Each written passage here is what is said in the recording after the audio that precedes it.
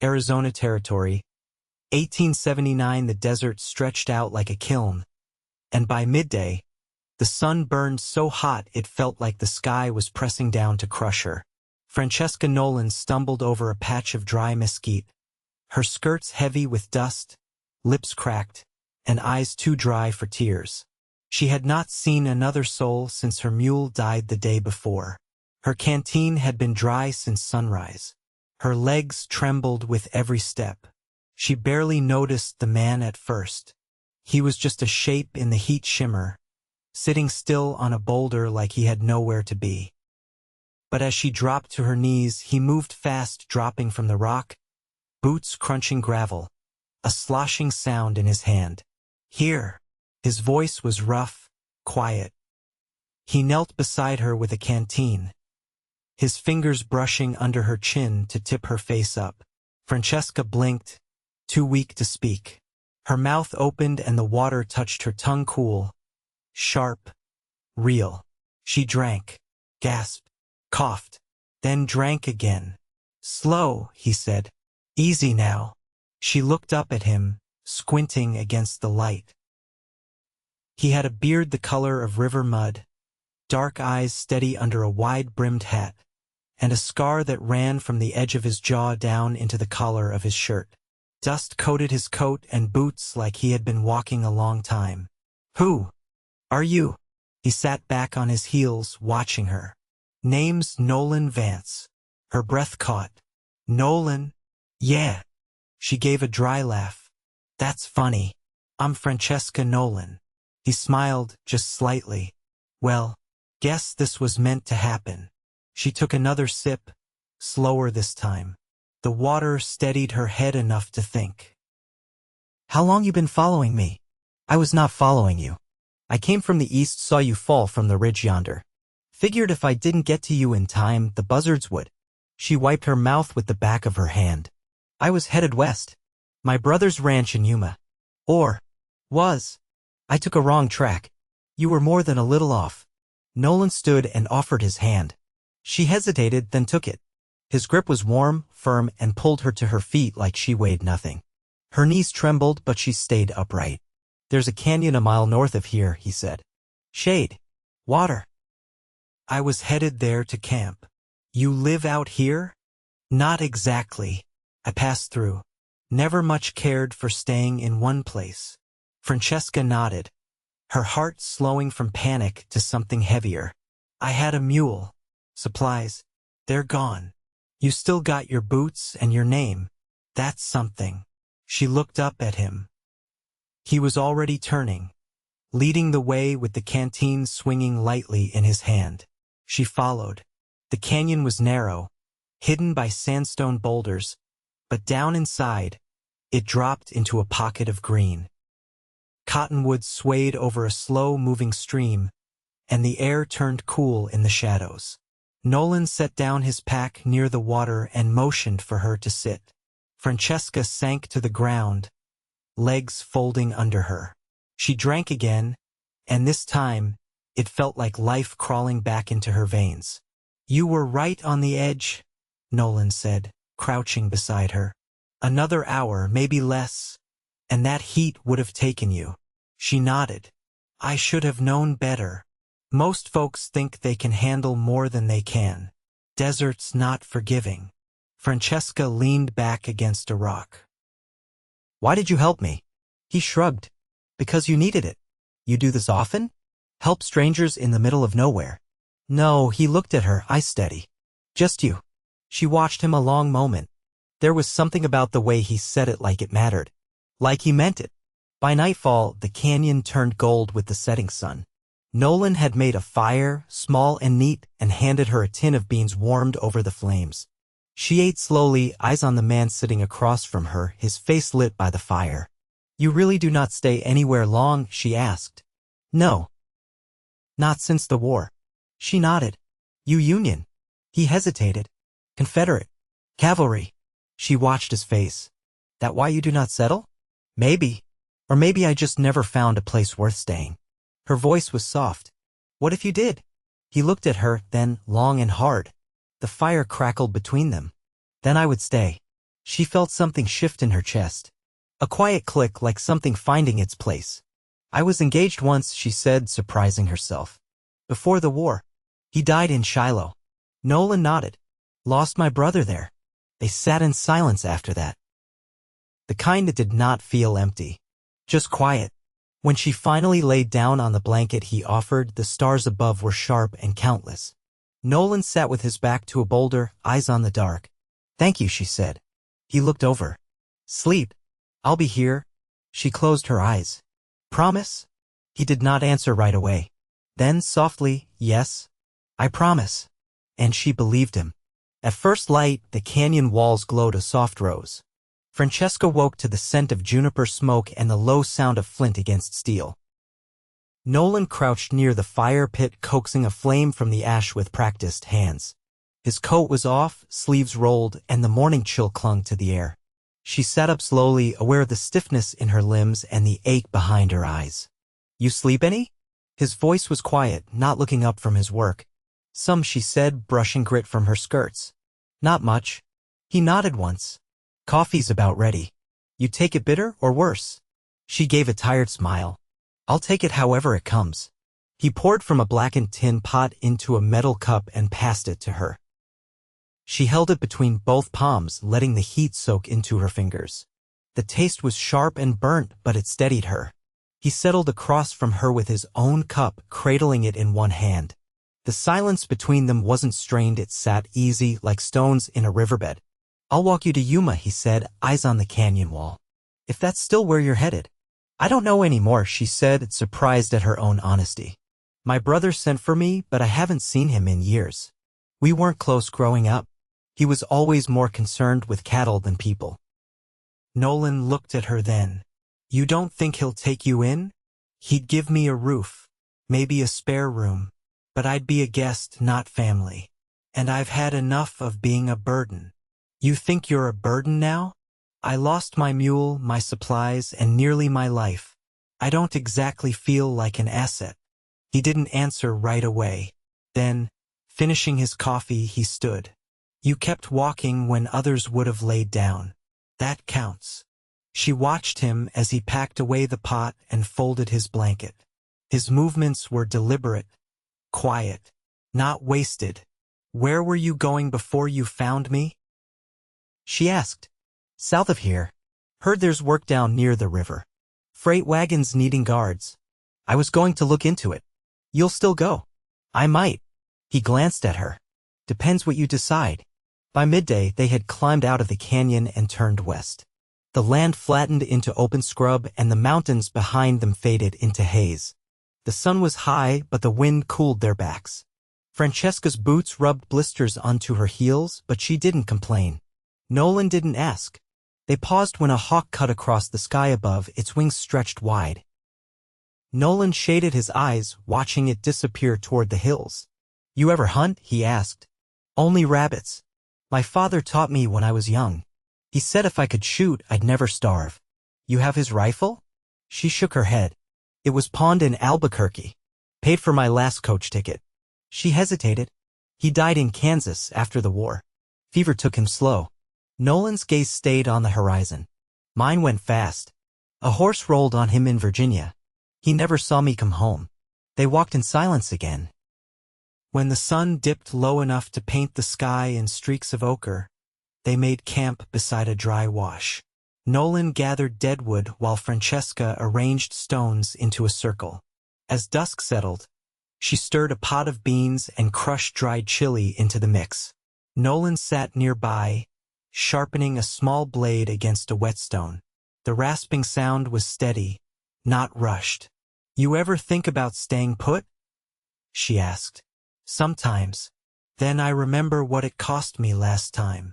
She turned toward him. What happened? There was a woman in Arkansas. After the war, I tried to settle. She didn't want a man who couldn't forget what he'd done. You wanted to forget? No, he said. She wanted me to. There's a difference. Francesca handed him the tin plate. He took it with a nod, then looked at her. You're not afraid of where I've been? I'm more afraid of where I'd be if you hadn't come along. The fire snapped between them. Nolan set down his plate, leaned back on one arm. You ever think about starting over? He asked. I used to, but starting over feels like pretending nothing happened. I'm not sure I want to forget who I've been. Then maybe you don't start over, he said. Maybe you just start. From here. She watched him, the way the firelight caught the edges of his face, softening the lines there. Her voice was low. From here. He reached out, slow and careful, and brushed a strand of hair from her cheek. His fingers were warm, rough at the tips. Only if you want to, he said. She didn't look away. I do. And for the first time in what felt like years, the night didn't feel so long. The road west turned harder after the wash. Coarse gravel bit through the soles of Francesca's boots. And the wind, once a mercy, now carried a sting. Nolan kept pace beside her, quiet as ever, though now and then his gaze would drift toward her feet, watching the way she walked. By the third day, a tender scab had formed across her lower lip from the sun. Her steps had slowed, but she didn't falter. Nolan had stopped offering help unless she asked. She hadn't, not once. They came upon the remains of a stage stop come noon, a single adobe wall still standing, the rest blown down or stripped for firewood years ago. A rusted horseshoe lay half-buried by the threshold. Francesca stepped over it and sat beneath the broken lintel, pulling the brim of Nolan's spare hat low over her brow. He'd given it to her that morning without a word, just placed it on her head and kept walking. He crouched a few paces off, brushing sand from a flat rock before laying out his map. You know how to read one of those? She asked. He nodded once. Enough to keep us between the Gila and the hills. We're about 2 days out if the land stays level. She leaned back against the wall, fingers tracing the cracked earth by her side. You ever think about owning land? No, why not? He didn't answer for a while. The wind pushed a curl of his hair across his forehead and he brushed it back absently. Land ties a man down, he said at last. And I've never wanted anything I couldn't walk away from. You're still here? His eyes lifted to hers. Yeah. She looked away, but not quick enough to hide the warmth that rose behind her cheeks. I used to think I'd live in a house with cedar floors, she said. My mother had this idea of a white fence and a porch swing. She'd talk about it every night after supper, like it was the only thing keeping her going. You ever get close? Once, back in Missouri, worked as a dressmaker for a family who had more rugs than sense. The lady of the house let me sit on her veranda sometimes, just to feel higher than the street. Nolan folded the map and tucked it into his coat. What happened? They caught her son kissing me behind the barn. I was gone before dawn. He didn't ask more, just shifted to sit beside her, their shoulders nearly touching. The silence between them wasn't empty, it hummed, low and steady, like the sound of wind moving through canebrake. When the sun dipped low, they walked again, the land gold in the evening light. A coyote crossed their path at dusk, pausing just long enough to meet Nolan's eyes before slipping away. Francesca watched it go. You believe in signs? She asked. Only when they come with teeth. She laughed, the sound short but real. My grandmother believed in omens. Said birds meant news and snakes meant change. What do I mean? She drew in a breath, then let it out slow. I haven't figured that out yet, but you feel like something I won't walk away from clean. He turned to her. You wouldn't have to walk away. Her throat tightened. She looked down at her hands. You don't know me, Nolan. I know you didn't quit when the sun tried to kill you. I know you cook with chili even when beans are all you've got. I know you hold your jaw stiff when you're afraid, but your hands stay steady. She turned toward him, her voice soft. And what do you want from me? Nothing you're not ready to give. The last of the light caught in his eyes, and she saw something there that steadied her more than food or water had. It wasn't urgency or hunger or charm. It was certainty. They made camp beneath a mesquite tree, the sky above them dark and wide. Nolan laid his bedroll beside hers, not touching, not asking. Just close enough she could hear his breathing. She lay quiet for a long time, listening to the wind shift through the branches overhead. Then, in the dark, she reached out and found his hand. He didn't move, but his thumb brushed over her knuckles, slow and sure. No words passed between them. None were needed. Whatever came next, she knew this, she wasn't alone in the desert anymore. And she wouldn't be again. The ground softened as they drew nearer the Gila tamped by hooves and wagon wheels. Mesquite gave way to creosote and tall cottonwoods, their shadows long in the slanted light. Francesca's dress was torn along the hem and streaked with dust, but she walked steady now. Nolan carried his rifle slung low, eyes scanning without tension. They passed a burned-out coach half buried in sand, its wheels crooked like snapped legs. Francesca didn't speak, but her gaze lingered on the blackened frame.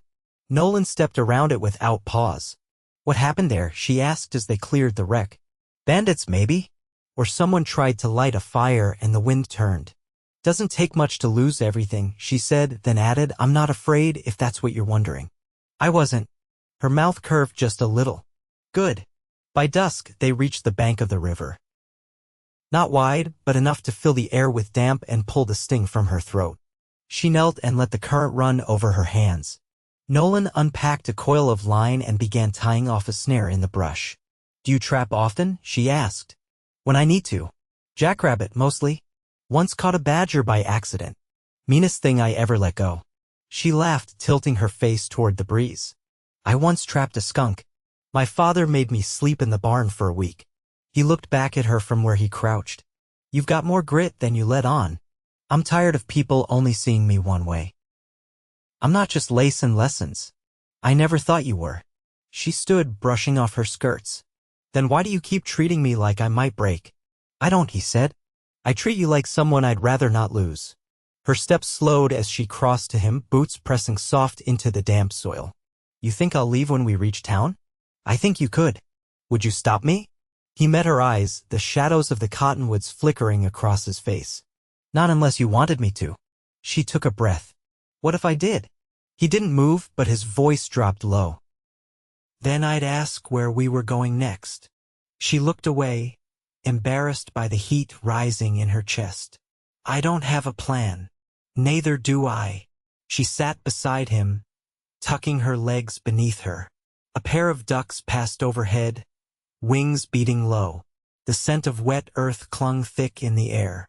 "My father used to say the river always finds a way," she said. He was right. They stayed there until the sky turned indigo. Nolan lit a lantern from his saddlebag, setting it between them on a flat stone. The glow caught along the curve of his jaw, highlighting the stubble and the pale line of the scar that disappeared beneath his collar. "I should tell you something," Francesca said, voice low.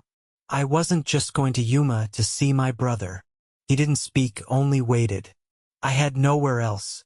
The family I worked for in Las Cruces let me go when the wife died. Said I reminded the children too much of her. I had $5 to my name and a letter from a brother who barely remembers I exist. You think I care where you came from?" "No," she said, "but I care that you know. I don't want to be a mystery you fill in with guesses. You're not. You're a woman who's still standing, even when the world keeps trying to knock her down." She was quiet for a long moment, eyes on the lantern flame. Then, soft as a hush, "You see me, don't you? Every part." Her eyes lifted to his, and something in her chest settled, like boots finding solid ground after a long climb. "I want to stay with you," she said. He reached over, slow and sure, and took her hand. "Then stay." She leaned in, resting her head against his shoulder. His arm came around her without hesitation, warm and firm. The sounds of the river filled the silence between them, a rhythm steady as breath. For the first time in a long while, she wasn't waiting for something to go wrong. She was simply there, with him, and she wasn't going anywhere. They followed the river south through low grass and cottonwood groves, walking quiet. Francesca's stride had grown more assured, her shoulders no longer curled inward. Nolan let her lead when the path narrowed, his eyes never far from the trees. They shared food without speaking, and when they bedded down under the stars, she curled beside him without hesitation. The closeness no longer felt new, it felt right. Just past a bend in the river, they reached the edge of a small settlement. Not much more than a cluster of buildings and a corral, but there was a blacksmith hammering at a rail and a woman sweeping dust from in front of a dry goods store. A boy stood barefoot in the doorway, holding a broom too tall for him. Francesca shaded her eyes. You think they'd know where to find a wagon headed west? Could be, Nolan said. Or they might have something better. She looked at him. Better than what? Better than leaving. She didn't answer, just stepped forward toward the store. Nolan followed, his hand brushing hers once before falling back to his side. Inside, the shop was dim and smelled of leather and dried beans. The woman behind the counter wore her hair in a tight twist and watched them without speaking. Francesca cleared her throat. We're looking for work. Or a place to stay. The woman's gaze moved to Nolan, then back. You married? Francesca hesitated. Then steady, no. But we're together. The woman nodded once. There's a widow out by the orchard needs hands. Pays fair. Keeps to herself. Might suit you. Outside, Nolan adjusted the strap of his rifle. You want to go? Francesca looked toward the line of trees in the distance, where green leaves fluttered against the sky. It's not what I came for, but I think it's what I need. He studied her, then said, Let's go then. The orchard was farther than it looked. The path wound through scrub and past a narrow creek with a plank bridge laid across it. The house was small, made of adobe with a slanted tin roof. A woman sat on the porch with a mending basket in her lap. She had silver streaks in her hair and a face that didn't flinch when they approached. I heard you might need help, Francesca said. The woman didn't smile, but her voice was kind. I need someone to keep the rows clear and the trees trimmed, and someone to help in the kitchen when the season turns. We can do both, Nolan said. The woman looked between them. You two come as a pair? Francesca stepped closer. Yes. The woman nodded once. Then you'd best stay in the loft above the barn. No sense walking back and forth in this heat. They worked through the afternoon, Francesca hauling buckets to the base of the trees while Nolan pruned low branches with a saw. Their hands grew stained with sap and the scent of ripe fruit clung to their clothes. When evening came, the widow brought out a plate of cornbread and beans, and they ate sitting on the porch steps, their knees touching lightly. Francesca wiped her fingers on her apron and turned toward Nolan. I used to think I was chasing something. Place, a promise maybe. But now I'm not sure it wasn't just a person. He set his plate down. And now I've found him. He leaned in, his brow against hers, and the quiet passed between them like breath. I want to stay here, with you, not just for the work. She closed her eyes, her voice steady. I know. The days passed gentle. Francesca helped sow sacks for the harvest while Nolan built a pen for the goats. They slept with the barn door open, the smell of hay and warm earth around them. At night, she read aloud from the widow's Bible, her voice soft and sure. Nolan would lie beside her, bootless and still, listening like each word was something sacred. One morning, as the first frost dusted the grass, Nolan brought her a ring carved from walnut wood, polished smooth. I didn't have gold, he said, but my hands remembered how to make something honest. She slipped it on without a word, her fingers trembling just slightly. Then she kissed him, slow and certain, and everything inside her settled. They married under the cottonwoods behind the orchard, the widow standing witness. Francesca wore a dress borrowed from a trunk beneath the stairs, and Nolan had cleaned his boots until they shone like river stones. There was no sermon, no choir, just the wind in the trees and the scent of apples fallen in the grass. Years passed quiet and full. Francesca kept a small garden behind the house they built with their own hands. Nolan took on repair work for nearby ranches, always home by sundown. When their first child came, a girl with Nolan's dark eyes and Francesca's stillness, they named her Clara after the woman who'd given them a place to begin. There were hard seasons, the loss of a foal and early freeze, but they faced them together. No longer running, no longer waiting. Just living side by side. And every night, as the lantern burned low and the world turned to hush, Nolan would press his hand to hers and say, "Still here." And Francesca would answer, "Always."